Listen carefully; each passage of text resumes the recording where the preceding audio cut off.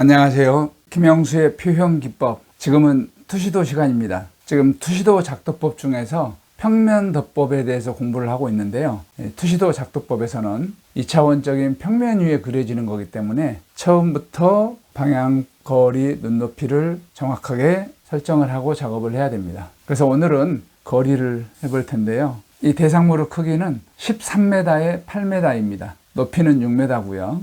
오늘은 방향을 이 삼각적 방향대로 하겠습니다. 외부 투시도를 그릴 때 거리는 30도 정도가 적당하다고 그랬죠. 오늘 한번 그려보도록 하겠습니다. 항상 대략적인 중심점을 구하고요. 그래서 중심 시선을 내려주고 대략 30도를 기준으로 먼저 한번 그려보겠습니다. 작업 순서는 조금씩 바뀌어도 되는데요. 스탠딩 포인트를 구했으면 그 다음에 맨 왼쪽 지점과 맨 오른쪽 지점, 역시 오늘도 크기를 결정하는 거니까 일단 오늘까지는 모서리에 두고 작업을 하겠습니다. 그러면 맨 왼쪽은 이만큼 보이는 거고 맨 오른쪽은 여기까지 보이는 거죠. 이거는 픽처 프레임 화면이 되는 겁니다. 그라운드 라인과 호리젠 라인이 같이 있죠. 이 선들에 대한 소실점을 구하려면 구하고자 하는 선과 평행한 선을 스탠딩 포인트로부터 그어주면 화면과 만나는 점이 곧 베니싱 포인트가 됩니다. 이쪽도 해볼까요? 이렇게 지금 화면이 수직으로 서 있는 거죠. 이렇게 눕혀서 작업을 하면 되겠습니다. 자, 이 정도 그려지면은 그 다음에 항상 하는 게 이제 그라운드 라인을 이 정도로 해보고요. 그 다음에 이 물체의 높이는 6m인데요. 눈높이는 옥상이 보이려면 10m 정도로 해보겠습니다. 여러분들 안 보일지 모르니까 좀 굵은 선으로 하겠습니다. 여긴 그라운드 라인이 되고 여기는 수평선이 되는 거죠. 여기는 인면입니다. 자, 화면이 있으니까 화면상에서 지금 그라운드 라인과 호리젠 라인이 분리가 됐으니까 소실점을 이동을 해야 되겠죠. 여기가 베니싱 포인트가 되고요. 여기도 베니싱 포인트가 됩니다. 자, 그러면 메저링 라인을 내려주고요. 여기는 이미 나와 있고요. 그 다음에 여기는 Q 연장을 해서요. 또 메저링 라인입니다. H선이라고 한다고 그랬죠. 여기에서부터 들어가면서 이 점이 있고 이 점이 있는 거고요. 이쪽은 이렇게 들어가면서 이 점이 있는 거고요. 이렇게 찾아도 됩니다. 이쪽에 소실점, 이 선들에 대한 소실점이 있을 때는 여기서부터 출발해서 이렇게 들어가다가 이 점들 다 이렇게 그려도 되겠죠. 자, 그러면 이쪽부터 한번 그려볼까요? 저 같은 경우는 이런 경우면은 이미 인면의 높이 나와 있으면 뭐 바닥은 그릴 필요 없이 위에부터 그려서 거꾸로 내려오기도 합니다. 윗면부터 한번 그려볼까요? 이제는 평면도법이 조금 이해가 되셨으면 자, 실무자처럼 한번 해보자고요. 여기에서부터 들어가다 있는 거죠. 이쪽 마찬가지고요. 여기는 처음부터 이거는 다 보이는 거니까 정확하게 강하게 그려도 되겠습니다. 자, 그럼 여기는 이쪽 점을 끌어내려야 되겠죠. 스탠딩 포인트로부터 여기서부터 들어가다가 이런 형태로 있는 거죠. 그럼 결정이 됐으니까 강하게 그려도 되겠죠. 자, 그러면 이 4개의 포인트가 다 구해졌으니까 굳이 이쪽에 있는 베니싱 포인트는 구하지 않아도 되겠죠. 그래도 아직까지는 특달되지 않은 상태니까 맞추면서 보도록 하겠습니다.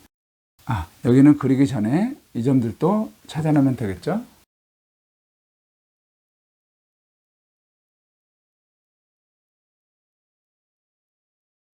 여기까지 그려졌습니다. 이 점들도 찾아내려면 되겠죠. 여기는 저 바닥까지 보이진 않으니까 이렇게만 내려도 되는데 처음이니까 일단 다 그리겠습니다. 그러면 여기서부터 들어가다 이 점이 있는 거니까 여기까지죠. 다 결정이 됐으니까 아예 지금부터 진한 선으로 그리겠습니다. 네, 윗면은 다 완성이 됐습니다. 그럼 바닥 부분도 그려보도록 하겠습니다. 이렇게 되죠. 그다음에 여기는 이렇게 들어가다 여기 있고요. 여기서는 이만큼 있습니다. 이 정도 보이겠네요. 자, 그럼 수직 평면만 해주면 이렇게 해서 완성이 됐습니다. 어때요? 거리가 이렇게 30도 각도로 떨어지니까 그다음 큰 무리는 없어 보이죠? 이번에는 모든 조건을 똑같이 하고 단지 거리만 조금 가까이 다가간 형태로 한번 그려보도록 하겠습니다. 그러면 중심 시선도 똑같은 형태로 있고요. 조금 전에 30도 각도로 했던 거는 대략 한 이 정도 거리였어요.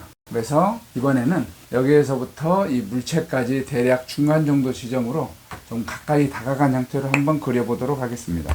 대략적으로 물체까지니까 이 정도로 가까이 가보도록 하겠습니다. 그래서 여기를 샌딩 포인트로 하고요. 자, 그러면 여기에서 이번에는 선들이 중복되니까 다른 색 펜을 이용해서 한번 그려보도록 하겠습니다. 역시 마찬가지 화면은 결정이 되어 있으니까 맨 왼쪽 지점과 다른 거는 똑같습니다. 맨 왼쪽 지점과 그 다음에 맨 오른쪽 지점을 먼저 화면으로 끌어놓고요. 그럼 보이는 범위가 여기서부터 여기까지 보이는 거죠. 그러면 이제 스탠딩 포인트가 그려졌으니까 이 선들에 대한 이 위치에서 본 모든 형태로 그리도록 하겠습니다. 그러면 소실점은 여기에 있는 거죠. 그 다음에 여기서는 이런 정도로 있습니다. 굉장히 가까이 왔죠. 자, 물체의 각점들을 화면으로 연결하는 선들만 빨간색으로 하고 나머지는 자, 이번에도 화면에 있는 이 그라운드 라인과 호리존 라인, 수평선을 옮겨야 되겠죠? 같이 한번 해보겠습니다. 같은 위치에다가요. 그라운드 라인과 호리존 라인으로 하겠습니다. 일단 거리가 가까워졌으니까 이 선들에 대한 소점들이 바뀌었죠? 여기서도 마찬가지 인면의 높이는 똑같이 6m로 하겠습니다. 자, 그러면 소실점도 양쪽에 구했고요. 역시 여기서도 메저링 라인이 내려져야 되겠죠? 메저링 라인도 같습니다. H선이라고 한다고 그랬죠? 그 다음에 여기서도 마찬가지 불필요한 선을 줄이기 위해서 위에서부터 그리면서 내려가도록 하겠습니다. H선 만나는 지점이 여기고요. 여기였어요. 자, 거리가 가까워졌기 때문에 I 포인트로부터 물체의 각점을 연결하는 모든 비주얼 라인들은 새로 그려져야 되겠죠? 보이는 게 이만큼 보입니다. 선들이 많아지면 혼란스러울 수 있으니까 연결을 다 시켜주겠습니다. 이 점이나 이 점이 거의 중복돼 보이네요. 여기는 그려졌고요. 점 이렇게 있는 거죠. 자, 그러면 여기서부터 들어가다가 이 점이 이렇게 있는 거예요. 먼저 이쪽부터 내려놓도록 하겠습니다. 저 뒷점이죠. 거의 겹쳐 보이네요. 그럼 여기서부터 들어가다가 이제 이렇게 이 점들 있죠. 이쪽은 자, 그러면 요 선들도 내려놓으면 처음부터 실선을 그려도 되겠죠. 자, 4개의 점들은 다 구해졌습니다. 그럼 여기서부터 들어가다가 이 점과 이 점이 있는 겁니다. 이건 먼저 내려놓도록 하겠습니다. 그 다음에 또 거의 중복돼서 보이네요. 자, 그러면 이쪽으로 가는 점들은 역시나 이렇게 정해지죠. 자, 이렇게 보시면 여기서 이렇게 되는 거죠. 아예 굵은 선으로 그리도록 하겠습니다. 그럼 내리지 않아도 되겠네요. 이것도 내려놨어야 됩니다. 자, 그럼 바닥은 여기서부터 다 찾아져 있죠? 이렇게 되는 겁니다. 대략 이런 정도의 모양이 되겠습니다. 어때요? 조금 전에 그렸던 그림과는 사뭇 많이 다르죠? 실제로 우리가 평면도를 그려보면 여기 상태가 90도죠. 어느 정도 이상 가까이 가게 되면 이 아래쪽 부위는 벌써 90도가 안 됩니다. 그럼 벌써 이렇게 심각한 왜곡 현상이 있는 겁니다. 이거는 투시도에서 이런 왜곡 현상이 나타나는 것은 바로 이런 거리 문제입니다. 평면의 넓이 대비 높이에 따라서 거리 설정을 잘 하셔야 됩니다. 이번에는 멀리 떨어진 형태로 한번 그려보도록 하겠습니다. 그냥 이 상태에서 얹어놓고 하겠습니다. 자, 중심 시선을 내려주고요. 제일 처음에 그렸던 30도 길이는 대략 이 정도였습니다. 두 번째 그렸던 거는 이 근처였죠. 이번에는 조금 더 멀리 한번 가보도록 하겠습니다. 화면은 변함이 없습니다. 단지 스탠딩 포인트, 거리만 이동을 해보는 겁니다. 정확하게 말하자면 이 평면도의 축척, 즉 스케일은 100분의 1이니까 이렇게 대상물의 모서리로부터 측정을 해보면 대략 22m 정도 떨어져서 보고 그린 겁니다. 처음에 대략 30도 기준으로 한 거는요. 그 다음에 두 번째 그렸던 거는 거리가 약 11m 정도 떨어졌네요. 이 화면으로부터. 이번에는 화면으로부터 대략 35m 정도 되네요. 이번 거는 거리가 35m 정도가 된 겁니다. 이게 왜 중요하냐면 나중에 여러분들이 이렇게 투시도를 그리고 나서 완성이 됐을 때 그 현장에 가서 이렇게 실제적으로 정면과 좌측면을 몇 도 방향에서 몇 메다 정도 떨어져서 또 그 위치에서 몇 메다 올라가서 이 대상물을 받느냐의 위치에 가서 사진을 찍어 보면 여러분들이 그렸던 투시도와 다를 게 없어야 됩니다. 투시도는 완성 예상도라고 했죠. 그래서 그런 왜곡 없이 나타나야 됩니다. 자, 이번에도 화면은 그대로 사용을 하고요. 맨 왼쪽에서부터 오른쪽까지 범위를 결정해서 다시 작업을 해보도록 하겠습니다. 이번에는 파란색 펜을 사용해서 그려보도록 하겠습니다. 그 다음에 이것도 끌어내려 볼까요? 이렇게 선들이 많으면 물체의 각점에서부터 이렇게 연결을 해 놓으시면 나중에 좀 선이 많더라도 찾아갈 수 있겠죠. 지금 그린 것들은 요것들 이 점, 그 다음에 여기는 이 점이고요. 여기는 이 점이고. 이것도 그려야 되겠죠. 중심 시선과 거의 겹치니까 멀리 떨어져도 큰 표시가 안 나죠. 거의 중복돼 보이죠. 자, 이번에도 그라운드 라인과 평선은 같이 쓰도록 하겠습니다. 그런데 지금 거리가 이렇게 멀어졌으니까 소실점도 굉장히 멀어질 것 같습니다. 여기에 생기네요. 여러분들 이해를 돕기 위해서 연결을 쭉 다 해줄까요? 이렇게 된 겁니다. 스탠딩 포인트에서부터 화면을 향해서 그려주면 화면과 만나는 점이 소실점이 되죠. 이렇게 조그만 평면인데도 불구하고 여기서 이쪽 소실점은 제도판 밖으로 나갔습니다. 이 오른쪽 선들에 대한 소실점은 못 구한 상태예요. 지금 현재로는. 그러면 일단 다른 방법으로 하도록 하겠습니다. 자, 새로 찾아 놓은 게 여기가 라운드 라인이 되고요. 여기는 수평선이 됩니다. 그 다음에 이번에도 마찬가지 인면의 높이는 6m로 하겠습니다. 자, 베니싱 포인트 여기 내리려면 이쪽에 평선도 연장을 해야 되겠습니다. 자, 또 작업을 해볼까요? 메저링 라인.